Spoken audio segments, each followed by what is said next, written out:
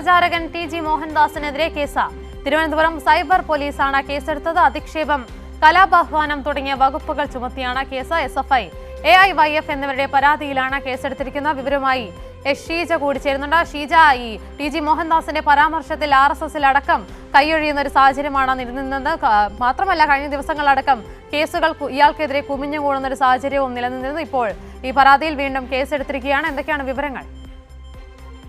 തീർച്ചയായും ഉമായതായാലും ജന്തർ മന്ദറിലെ വിദ്യാർത്ഥി സമരത്തെ അതിനെതിരെ വളരെ മോശം രീതിയിലുള്ള പരാമർശങ്ങളായിരുന്നു ടി.ജി. മോഹൻദാസിന്റെ ഭാഗത്തു നിന്നും ഉണ്ടായത്. അപ്പോൾ തന്നെ വിവിധ കോണിൽ നിന്നായി വലിയ തോതിലുള്ള വിമർശനം ഉയർന്നിരുന്നു. ആ രീതിയിലുള്ള വിദ്വേഷ പരാമർശങ്ങളായിരുന്നു RSS പ്രചാരകനായിട്ടുള്ള ടി.ജി. മോഹൻദാസ് നടത്തിയിട്ടുണ്ടായിരുന്നത്.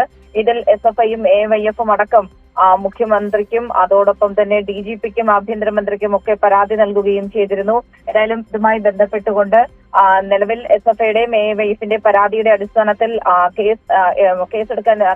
കേസെടുക്കും എന്നുള്ള കാര്യം വ്യക്തമാക്കിയിരുന്നു. ഇപ്പോൾ ഏതായാലും മോഹൻദാസിനെതിരെ കേസ് രജിസ്റ്റർ ചെയ്തിരിക്കുന്നു. തിരുവനന്തപുരം സൈബർ പോലീസാണ് ഈ കേസ് രജിസ്റ്റർ ചെയ്തിരിക്കുന്നത്. അധിക്ഷേപം, കലാപാഹ്വാനം തുടങ്ങിയ വകുപ്പുകൾ ചുമത്തിയാണ് നിലവിൽ കേസ് രജിസ്റ്റർ ചെയ്തിരിക്കുന്നത്.